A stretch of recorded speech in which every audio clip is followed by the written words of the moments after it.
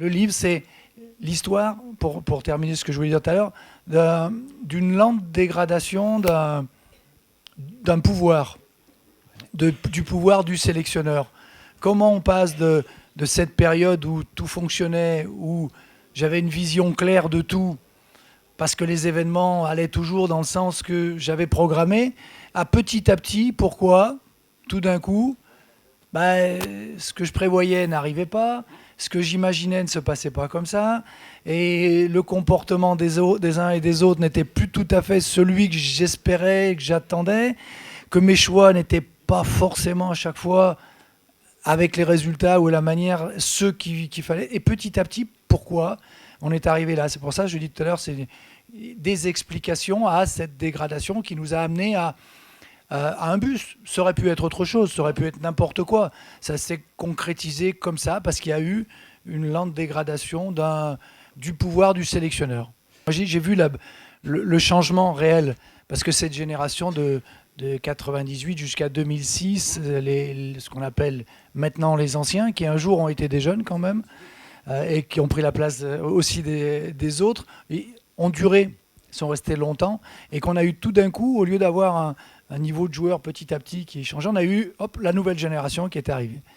Une nouvelle génération qui est la génération actuelle. C'est des gamins qui ont du talent, d'abord, mais qui ont eu très tôt ce rapport avec la médiatisation, et je mets bien ça en premier, avant l'argent, parce que c'est toujours facile de dire c'est l'argent. C'est pas l'argent qui transforme complètement les gens. Il y a aussi cet aspect de la médiatisation qui les a transformés très tôt, en leur donnant une visibilité énorme et des passe-droits permanents, et beaucoup d'argent pour faire toutes les erreurs qu'ils voulaient et continuer à en faire sans avoir rien gagné. Les autres, avant d'y arriver, ils ont ramé pour devenir des stars. Parce que quand on compare les uns et les autres, on compare des joueurs adultes de 32, 33 ans à des gamins de 22, 23 ans. Et je dirais presque que ceux d'en dessous avaient plus de moyens et plus de visibilité que les autres. Est-ce que j'ai compris quelque chose à tout ce qui s'est passé? C'est un peu ça. C'est un peu ça. Je dirais oui au fur et à mesure. J'ai compris.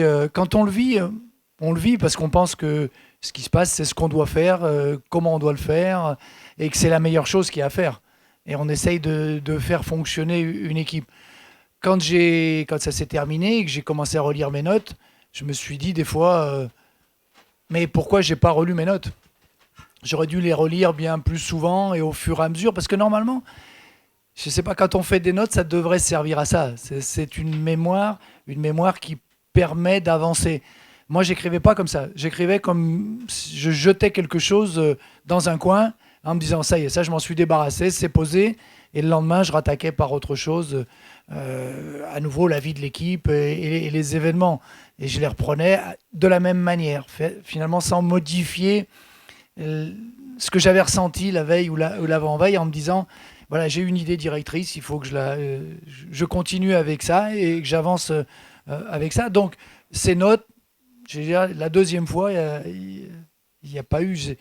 J'ai compris comment ça pouvait fonctionner, mais ce sont que des explications. Ce sont mes explications et c'est ce qu'il y a dans le livre.